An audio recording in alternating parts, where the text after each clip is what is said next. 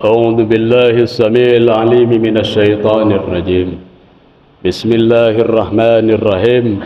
السلام عليكم ورحمة الله وبركاته. الحمد لله رب العالمين الذي ألف بين قلوبنا فأصبحنا بنعمته إخوانا. أشهد أن لا إله إلا الله وأشهد أن محمدا عبده ورسوله. اللهم صل وسلم وبارك على سيدنا محمد لا نبي بعده. Hadirin yang dirahmati Allah Subhanahu wa taala, calon ahlul jannah mendapatkan takdir di malam-malam Ramadan pada saat saudara-saudara kita masih berada di rumah sakit dengan balutan-balutan kabel-kabel infus. Kita dipilih Allah untuk bermunajat sujud berdiri di malam ini. Pada saat saudara-saudara kita berada di alam kubur, kita masih diberi kesempatan oleh Allah Subhanahu wa taala untuk bisa munajat, taubat, istighfar di malam-malam pengampunan dosa di bulan Ramadan. Hadirin para alim ulama, guru, para cerdik pandai, bapak-bapak dan ibu-ibu yang saleh salihah, saudara-saudara sahabat ahlul jannah yang dimuliakan Allah Subhanahu wa taala. Ada tiga keberhasilan Ramadan. Ada tiga keberhasilan Ramadan sehingga para sahabat baginda Rasulullah sallallahu alaihi wasallam meminta 3 bulan Ramadan. Allahumma barik lana fi Rajab wa Sya'ban wa ballighna Ramadan. Ada 3 parameter keberhasilan. Ketika orang mendapatkan takwa, niscaya akan didapatkan kalau saum. La'allakum tattaqun. La'alla kalau disebut manusia, asa kalau disebut manusia itu adalah moga-moga. Tapi kalau Allah yang menyebutkannya, Allah berdoa kepada siapa lagi? Itu balaghahnya. Jadi pasti dapat takwa kalau saumnya benar. Kecuali yang saumnya hanya mendapatkan ju' wal atas, hanya tinggal laparnya, lemasnya, dahaganya. Maka hadirin yang dirahmati Allah Subhanahu wa taala, ada 3 keberhasilan ketika orang melaksanakan saum dan dapat takwa. Yang pertama, dia akan mencapai derajat kasyaih seperti ahli ibadah.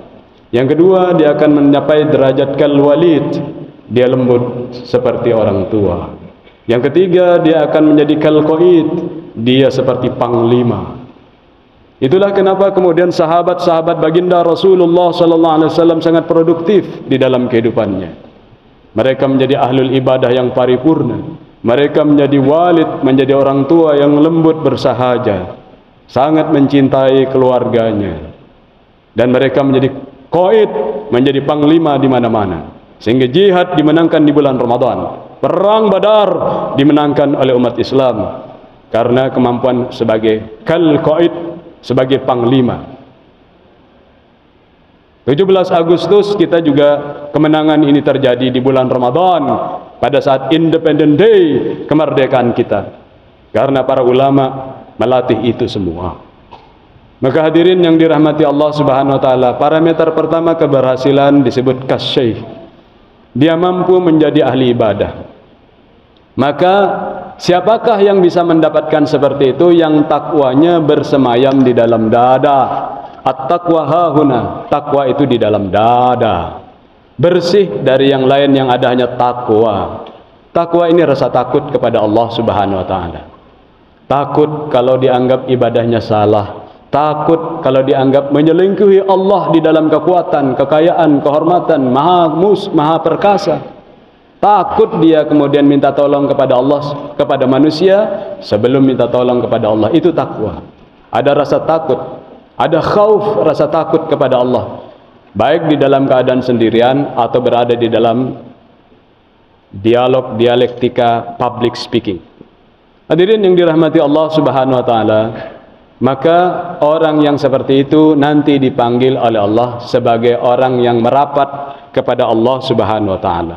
Orang itu mendekat kepada Allah Subhanahu wa taala.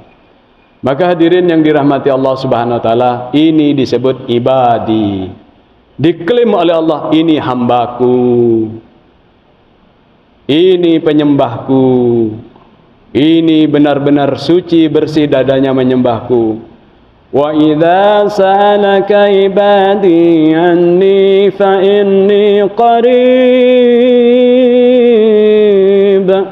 ujibu da'watad da'i idza da'an falyastajibu li wal yu'minu bi la'allahum yarshudun.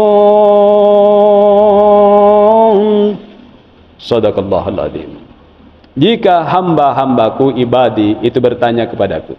Jadi orang yang berhasil di bulan Ramadan itu nanti akan sampai kepada derajat kasyih, ahli ibadah, dipanggil oleh Allah hamba-hambaku. Original dia. Ibadah itu berasal dari kata abada ya'budu, artinya tadarru, khudu wa tadarru. Jadi ahli ibadah itu cirinya khudu wa tadarru, tunduk kepada Allah. Takiri kau nur zaman, baik ya Allah. Tiara kau, baik ya Allah. Serang, baik ya Allah. Sedekah, baik ya Allah. Bantu anak yatim, baik ya Allah. Jadikan orang miskin tak miskin lagi, baik ya Allah. Itu namanya ahli ibadah, tadarru. Maka di dalam chapter modal surat Al-An'am pada klausul yang ke-42 disampaikan di sana bahwasanya walaqad arsalna ila umamin min qablik, sesungguhnya kami mengutus rasul-rasul sebelum kalian, fa akhadnahum bil ba'sa'i wad-dharra'i la'allahum yatadarra'un. Sesungguhnya kami melatih seluruh umat-umat itu dengan utusan-utusan rasul-rasul yang melatih mereka dari kaum-kaum sebelumnya, itu adalah melatih untuk bil ba'sa wad dharra. Al ba'sa itu artinya ikut berperan serta di dalam perjuangan. Sedekahnya, waktunya, umurnya, tenaganya, hartanya sampai titik darah penghabisan. Karena boleh jadi ini malam terakhir saya sholat. Itulah yang kemudian terjadi pada kekuatan ahli ibadah. Maka dia akan lakukan sampai titik darah penghabisan. Apa yang dia lakukan? Sedekahnya, jihadnya, ibadahnya, doanya. Maka itu namanya al-ba'sa. Sehingga tirakatnya orang supaya di saumnya itu sampai kepada derajat kasyih, dia membuang harta dari dadanya, membuang harta untuk persiapan perjuangan. Al-ba'sa wad-dharra, ikut terlibat di dalam kedaruratan, membiayai pengungsian, membiayai saudara yang susah, membiayai orang miskin yang susah. Itu namanya ikut di dalam ad-dharra. Maka siapa-siapa yang kemudian mengikuti Rasul seperti itu, maka dia sampai kepada derajat tadarru. Itu dia tadi. Itu mengendalikan modal, kapital. Chapternya chapter kapital surat Al-An'am, klausul ayat ke-42. Hadirin yang dirahmati Allah Subhanahu wa taala, maka untuk mencapai tadarru supaya menjadi ahli ibadah, maka dia harus membuang harta dari dadanya. Buang, delegasikan. Delegasikan, terutama di bulan Ramadan, delegasikan semuanya. Maka kalau kita melihat Makkah, Madinah, kalau kita umrah di bulan Ramadan, semuanya berlomba-lomba untuk makan, ayo, di stop orang. Karena ini adalah penggemblengan Ramadan, buang harta dari dada sehingga berisi takwa, rasa takut kepada Allah. Tidak ada cerita orang infak lagi miskin, saudara-saudara yang dirahmati Allah Subhanahu wa taala. Tidak ada cerita. Maka di bulan Ramadan digembleng dengan membuang harta dari dada sehingga dada berisi takwa. Maka kalau sudah berisi takwa, dia nanti menjadi ibadah yang diakui Allah, dia tadarru. Kenapa tadarru? Sudah habis ya Allah, saya delegasikan, minta lagi, dikasih sama Allah, delegasikan lagi. Udah berkurang depositnya, tadarru dia, minta tolong ya Allah, deposit sudah habis. Jadi melatih tadarru itu adalah membuang harta dari dada sehingga terlibat di dalam bil ba'sa'i wad dharra'i. Jadi terlibat di dalam pertempuran jihad fisabilillah, membiayai, kemudian ikut di dalam kedaruratan. Buang harta dari dada. Mainkan di tangan saja, kata Abu Bakar. Jangan masuk ke dada, karena di dada ini ada yang lebih dahsyat dari black hole, saudara-saudara. Kalau orang sudah kaya, dapat sebukit emas, pasti dia melirik yang emas satu bukit lagi. Kata Warren Buffett, yang ahli di dalam saham itu, orang terkaya di dunia, dia mengatakan salah satu penyakit orang kaya adalah tidak sabar melihat orang kaya di sekitarnya yang sama dengan dirinya. Maka orang kemudian dijebak dengan biaya-biaya fashion yang mahal, arloji yang mahal, sehingga harganya bisa miliaran karena dikatakan ini adalah satu-satunya, nggak ada kodiannya, arlojinya itu. Harganya miliaran, dihancurkan masterpiece-nya, lalu kemudian dipakai. Ini cuma satu di dunia. Maka orang kemudian menghabiskan untuk ingin terlihat kaya. Maka kasyih ahli ibadah itu adalah membuang harta dari dadanya, dimainkan saja di tangannya. Karena di dada itu ada lebih dahsyat dari black hole, keserakahan. Tersedot nanti hartanya ke dalam dada. Yang kedua, saudara-saudara yang dirahmati Allah Subhanahu wa taala, ibadah Ramadan ini menghasilkan orang-orang yang lembut seperti orang tua, santun, pengayom. Maka ada tirakat. Kalau tadi tirakatnya adalah sedekah, agar kemudian saumnya itu menjadi orang yang tadarruk, orang yang ahli ibadah yang benar. Tirakat yang kedua itu adalah puasa lisan. Kalau tadi puasa dada, puasa kolbu, ini puasa lisan tirakatnya. Maka puasa dari kata-kata yang buruk, sehingga nanti tercetak menjadi orang tua yang baik, melakukan parenting yang hebat karena kitabullah dan Ramadan dilihat 24 jam oleh anak-anak dan pasangannya. Kenapa? Karena dilatih di bulan Ramadan. Uhilla lakum lailatas siyamir rafathu ila nisaikum hunna libasul lakum wa antum libasul lahun. Kalau sudah malam, sudah berbuka, lakukan perlombaan untuk rafath. Rafath ini bercumbu, merayu, membuat pasanganmu tersanjung. Belajarlah tentang puisi-puisi itu. Rasulullah sallallahu alaihi wasallam dalam perjalanan pernah jongkok, saudara-saudara. Cari apa ya Rasulullah? Saya cari batu. Buat apa ya Rasulullah? Buat oleh-oleh untuk istriku. Ada istri yang tersanjung. Bukan batunya itu yang kemudian membuat istrinya tersanjung, merasa diperhatikan, dijadikan number one oleh suaminya, tapi puisi yang mendampingi itu. Maka mereka yang sukses di bulan Ramadan itu, puisi-puisinya menyanjung pasangannya, mengalahkan Shakespeare, mengalahkan puisi-puisi romantis orang-orang Prancis. Dan itu dilatih di dalam Islam, akhlakul karimah. Maka berikan kata-kata sanjungan, pujian-pujian, rayuan-rayuan kepada pasangan yang lelah mendampingi kita. Karena kata-kata yang santun, yang lembut itu bisa saja terlihat bagus seperti Nurul Zaman kalau sedang melakukan dialektika publik. Oh, bagus ya, lembut ya kata-katanya. Tapi siapa yang paling tahu bahwa kita lembut kata-katanya? Orang yang 24 jam mendampingi kita, yaitu pasangan kita.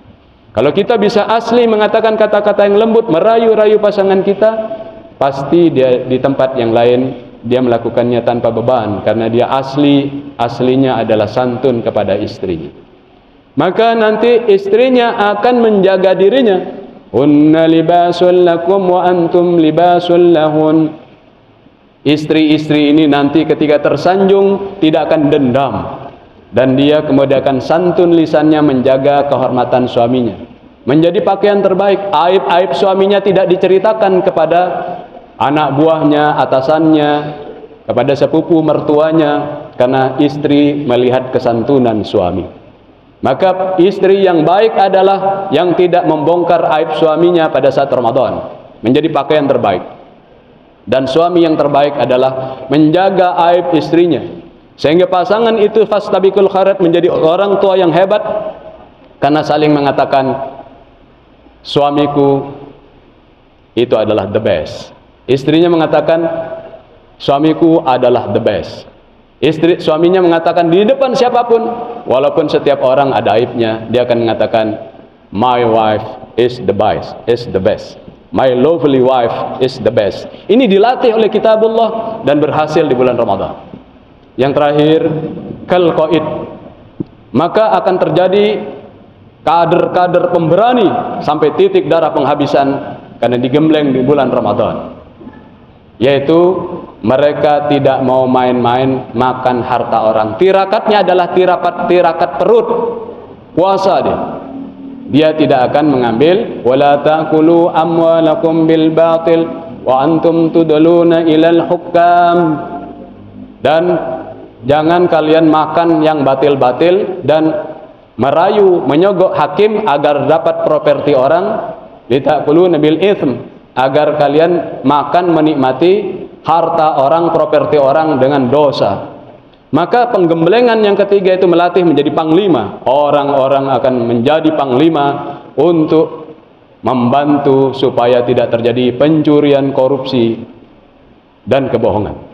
Maka anak-anak kecil yang digembleng di zaman Ramadan oleh Rasulullah sallallahu alaihi wasallam menghasilkan seperti Ibnu Mas'ud, anak-anak kecil 7 tahun dia sudah berpidato di Darun Nadwah, kumpulan penguasa-penguasa yang melakukan kolusi dan kerusakan, penguasa-penguasa Quraisy. Pidatonya anak kecil. Melahirkan Ali bin Abi Thalib. Kalau ada kemiskinan saya penggal kepalanya. Jadi kalau melihat ada mereka yang kemudian mengambil hak orang, merayu-rayu hakim, membangun mafia peradilan, orang-orang terdahulu itu kemudian mengangkat pedangnya. Aslim taslam. Kalau kau tidak bisa mengendalikan harta dan mengambil properti orang, lakukan dengan Islam. Kalau tidak, kami ambil alih. Itu namanya kal-qaid. Itu keberhasilan bulan Ramadan yang direkam di dalam surat Al-Baqarah 186 seperti kasyih, 187 yang santun kayak orang tua yang bijak bestari, dan 188 surat Al-Baqarah yang melatih orang menjadi panglima, mengatakan kebenaran yang sebenar-benarnya. Saudara-saudara, saya sampaikan kepada Majelis Ulama Indonesia, saya sebagai Ketua Komisi Pemberdayaan Ekonomi Umat Majelis Ulama Indonesia Pusat, Tahdus Minima selalu mengingatkan ini. Karena ulama itu bukan karena aksesoris dan penampilan-penampilan bajunya. Innallaha la yanzuru ila jasamikum wala ila suwarikum, walakin yanzuru ila qulubikum wa amalikum. Allah tidak melihat kalian itu dari penampilan, pakaiannya, bentuk-bentuk pakaiannya, stereotipnya, bentuk badannya. Allah melihat kalian itu karena apa yang ada di dalam dada dan apa yang kemudian reputasinya dilihat. Maka ulama itu adalah qaid, karena di dalam surat Fatir ayat ke-28, innama yakhshallahu min ibadihil ulama. Ulama yang original itu pemberani. Ulama yang original pemberani, karena di dalam dadanya tidak ada lagi harta. Hartanya dimainkan dalam regulasi tangannya. Di dalamnya ada rasa takut kepada Allah. Ulama itu pemberani. Ulama itu santun. Tapi ketika menghadapi problematika kedoliman, dia tampil sebagai panglima. Itu penggemblengan Ramadan. Moga-moga dengan tirakat kolbu, tirakat lisan, tirakat perut, kita puasa bukan hanya puasa yang mendapatkan haus dan dahaga. Lebih kurangnya mohon maaf. Dan saya minta maaf karena duduk lebih tinggi dari hadirin tuan guru, alim ulama, sahabat-sahabat ahlul jannah. Saya minta maaf yang sebesar-besarnya. Wallahu yaqulul haq wa huwa yahdis sabil. Assalamualaikum warahmatullahi wabarakatuh.